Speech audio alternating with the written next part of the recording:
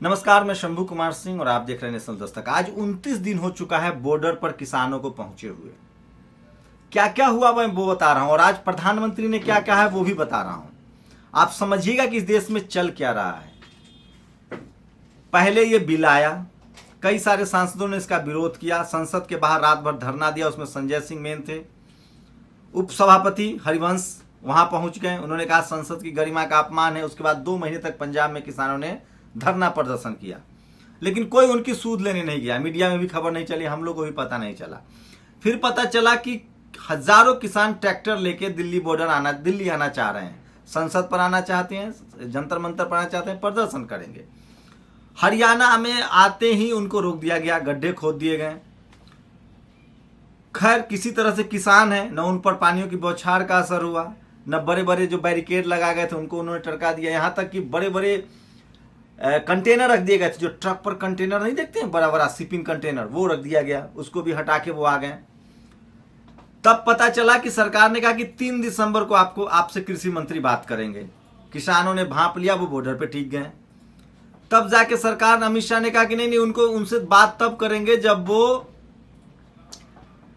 Delhi police ने उनको निरंकारी जो बुराड़ी का मैदान है वहां जगह दिया, टेंट वेंट लगा दिया गया, झाड़ फनुस, वहां आके बैठ जाए, हम उनसे बात करेंगे।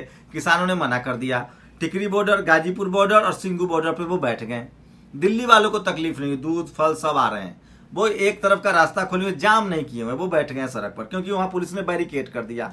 वो आना तो संसद चाह रहे थे, लेकिन वो पुलिस ने बैरिकेड कर दिया, तो रास्ता जो है वो दिल्ली पुलिस ने जाम किया। अब उनको संसद नहीं आने देना चाहते। सुप्रीम कोर्ट में एक मामला गया, एक शर्मा जी ने कहा पीआईएल दाखिल करके कि किसान सड़क रोक रहे हैं, जैसे उनको लगा था कि भी मुसलमान है, दलित है, जैसे उनको फंसा दिए सुप्रीम कोर्ट से, हाई कोर्ट से, इनको भी फंसा देंगे। सुप्रीम कोर्ट के चीफ जस्टिस ऑफ इंडिया ने कहा कि भैया बताइए सरकार, सड़क किसने रोका है? सरकार को मानना पड़ा कि सड़क किसानों ने नहीं रोका है, सड़क पुलिस ने रोका है, हम उनको दिल्ली नहीं आने देना चाहते हैं। किसानों ने कहा कि नहीं भैया हम जाएंगे तो दिल्ली, आपके दिए हुए मैदान में नहीं जाएंगे, हम सीधे जाएंगे संसद भवन पर, आप हमारी बात मान लीजिए। दबाव बढ़ा, मीडिया को लगाया गया, पाकिस्तान, खालिस्तान, चीनी, पिज्जा, बर्गर। किसानों ने बड़ी ताकत दिखाई और मीडिया को घेरना शुरू किया, हुटिंग शुरू की। तमाम टेलीविजन चैनल के पत्रकार माइक छोड़ के बिना आईडी के वहां जाने लगे, बिना आईडी के वहां जाने लगे। मामला फंस गया। तब जाके 5 राउंड की बातचीत हो गई कृषि मंत्री के साथ, जो कह रहा था कि 3 दिसंबर को बात करेंगे। 6ठे राउंड में अमित शाह ने बुला लिया, उसके बाद भी बात नहीं बनी। उन्होंने सुधार पर सुधार, सुधार पर सुधार, चिट्ठी पर चिट्ठी, सुधार पर सुधार, चिट्ठी पर चिट्ठी। किसान भी भाई साहब पता नहीं मजबूत मिट्टी के बने हैं। उन्होंने कहा कि भैया यस या नो, बिल पास करो या बिल माफ करो। किसान धरने पर बैठ गए, डट गए। अब अमित शाह के बाद अब आज प्रधानमंत्री ने मुंह खोला है। किसानों को लगता है कि सरकार हमको देखना चाहती है। किसानों ने जवानों की तरह तैयारी की, जैसे हमारे सेना के जवान दुश्मनों से मोर्चा लेने के लिए एकदम बैरिकेड लगा के बैठते हैं। किसानों ने 6 महीने का राशन पानी, 1 साल का राशन पानी लेके कहीं 30 किलोमीटर, कहीं 20 किलोमीटर, कहीं 40 किलोमीटर लंबा उनका काफिला है। पुलिस दिल्ली आने नहीं देना चाह रही है। दिल्ली संसद आ जाएंगे, जाम मच जाएगा, सरकार की किरकिरी हो जाएगी। बाकी काम सोशल मीडिया ने कर दिया। टीवी अखबार ने बहुत कोशिश की कि आंदोलन के खिलाफ लोगों को भड़काया जाए, लेकिन जो बीजेपी आरएसएस के समर्थक है उनके अलावा सबका समर्थन किसानों के साथ है। कनाडा, अमेरिका, दुनिया दहान सारे देशों में, अब तो इंग्लैंड के संसद में उठ गया है सवाल, कनाडा के प्रधानमंत्री ने बोल दिया, तो सारे सवाल उठ गए। अब जाके आज क्रिसमस है, 25 दिसंबर है, प्रधानमंत्री ने आज एक बयान दिया है। पहली बार वो बोले तो पहले भी थे, बनारस में बोले बिल अच्छा है, किसान माला माल हो जाएंगे, लोग भड़का रहे हैं। गृह मंत्री भी बोले, फिर फिक्की में प्रधानमंत्री भी बात बोले, आज फिर उन्होंने वही बात बोली है कि बिल अच्छा है, किसान को भड़काया जा रहा है, बलगलाया जा रहा है। अरे सर, जब बिल अच्छा है, किसान मान नहीं रहे हैं तो वापस ले लीजिए। अब सरकार कह रही कि हम आपको रोज, पहले यूपी में 3500 करोड़ जारी कर दिए, किसान कह रहे कि भैया हमारा तो 15,000 करोड़ बकाया है। 3500 करोड़ तो आपने चीनी ठेकेदारों को जारी किया है, चीनी मिल को जारी किया, हमें कहाँ मिला? वो अब कह रहे हैं हमने 18,000 करोड़ किसानों के अकाउंट में जारी कर दिया। किसान कह रहे भैया हमको 6,000 सालाना दे रहे हो, हमसे ज्यादा ले लो। तो इनके हर बात का काट किसानों के पास है। टीवी अखबार नहीं दिखा रहा है, टीवी अखबार उनके पास जा ही नहीं रहा है। इन्होंने मीडिया को भी लगा दिया, लेकिन किसान पूरी प्लानिंग के साथ आए हैं। उनको अपना जमीन चाहिए क्योंकि उनके पेट पर लात मरी है। न हिंदू मुस्लिम चल पा रहा है, न भारत पाकिस्तान चल पा रहा है, न चीनी पाकिस्तान चल पा रहा है, न देशद्रोही चल पा रहा है, क्योंकि किसान है भैया। ये वही किसान है जो कल तक इनके लिए हिंदू बने हुए थे, कल तक इनके लिए वोट बैंक थे। अब आज प्रधानमंत्री ने फिर से कहा है कि ये तो भड़काया जा रहा है, इनको लाभ है। तो फिर देखिए कि सरकार तो घुटने टेक रही है। आज तो संसद में बवाल कट गया।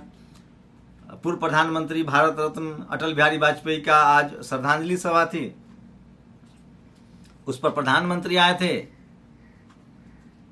2-3 सांसदों ने हुटिंग कर दी, नारेबाजी कर दी।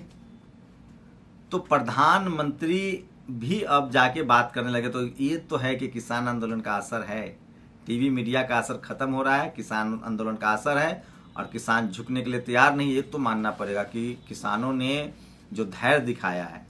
एक बात है कि लोग बहुत समर्थन भी कर रहे हैं। तो ये थी अब तक की ताज़ा अपडेट। लेकिन सबसे दुखद है कि अब तक दर्जनों किसान की 2 दर्जन से ज़्यादा किसान शहीद हो गए हैं इस पूरे आंदोलन में। सर्दी है कड़ाके की, लोग बच्चा परिवार के साथ बैठे हुए हैं। उनका साफ साफ कहना है कि हमारे रोजी रोटी का सवाल है, हमारे ज़मीन का सवाल है, हमारा पेट का सवाल है। या तो हम यहीं मर जाएंगे धरना देते देते, हम वापस नहीं जाएंगे। सोचिए कितने डेमोक्रेटिक हैं। अब तक मुसलमान का आंदोलन डंडा मारो, आतंकवादी कहो भगा दो। दलितों का आंदोलन 10 लोग को गोली मार दो। CNRC का अंदर 20 लोग मर गए। सिख नहीं कर सकते आंदोलन, जैन नहीं कर सकते आंदोलन।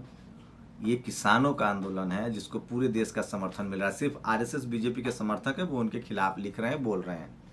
उसमें भी कुछ सिलेक्टिव लोग हैं। तो किसानों को पता है देश उनका समर्थन कर रहा है, सोशल मीडिया पर खबरें पहुंच रही है। और अब किसानों का ऐलान है कि वो अगर उनका बिल नहीं रद्द होता है तो वो 26 जनवरी को अपने अपने हाथ में तिरंगा लेकर अपने जानवरों के साथ, मवेशियों के साथ दिल्ली कूच करेंगे। और उसकी पूरी तैयारी है। हर बॉर्डर पे हजारों हजार किसान जमा हो रहे हैं। 26 तक कम से कम 10 लाख किसान जमा हो जाएंगे बॉर्डर पर। अब सरकार को तय करना है कि सरकार क्या करती है। फिलहाल तो लग रहा है कि सरकार किसानों की परीक्षा ले रही है और किसान हर एक परीक्षा में पास हो रहा है। देखते हैं बिल का क्या होता है। ये जरूर है कि डेमोक्रेसी को एक बार फिर से किसानों ने जिंदा किया है। ये देश जो है वो डेमोक्रेटिक है, सबको अपनी बात कहने का हक है। अब तो योगी जी जेल में डालते हैं, उस पर भी हाई कोर्ट का फैसला आ जाता है कि नहीं आप जेल में नहीं डाल सकते। कफिल को रिहाई मिल गई। तो भारत में डेमोक्रेसी की जड़ें गहरी हैं। तमाम संवैधानिक संस्थाओं पर सवाल उठ रहे हैं, लेकिन उसमें से भी कहीं ना कहीं संवैधानिक संस्थाएं, चाहे हाई कोर्ट हो, सुप्रीम कोर्ट हो, सब जगह से एक उम्मीद की किरण तो दिख रही है। बाबा साहब ने कहा था कि भारत में कभी भी कोई भी प्रधानमंत्री हो सकता है कि डिक्टेटर हो जाए, इसलिए उन्होंने कहा था we the people of India, हम भारत के लोग। उन्होंने अंतिम शक्ति संविधान में इंडिया भारत के लोगों को दी है और लग रहा है कि भारत में लोकतंत्र की जड़ें गहरी है। आज मनुस्मृति दिवस है, आप सबको मनुस्मृति दिवस की बधाई। बाबा साहब ने मनुस्मृति हटा के संविधान दिवस आज मनुस्मृति जलाया था, इसलिए हम लोग उसको मनुस्मृति दिवस कहते हैं। उसको जलाया था बाबा साहब ने और संविधान को दिया बाबा साहब ने, तभी देश मजबूत हुआ। आप सबको मनुस्मृति दिवस को जलाने की बधाई। हमारी बेरिया कटने का दिन था, हमारे गले हांडी में जो झाड़ू था, हांडी थी, उसको कटने की बधाई। और मैं फिर कह रहा हूं, जब तक ये संविधान है भारत का हर नागरिक, जीव जंतु, नदी नाला सब सुरक्षित है, क्योंकि सारा अधिकार हमें संविधान से मिला है। आप लोग की क्या प्रतिक्रिया, अपनी प्रतिक्रिया जरूर दीजिए। शुक्रिया। नेशनल दस्तक की आपसे गुजारिश है कि अगर इसको बचाना चाहते हैं तो नेशनल दस्तक को सब्सक्राइब करने के लिए रेड कलर के सब्सक्राइब बटन को दबाएं, फिर बेल आइकन की घंटी दबाएं। नेशनल दस्तक को बचाने के लिए बहुत जरूरी है कि हर खबर को शेयर करें, लाइक करें, कमेंट जरूर करें।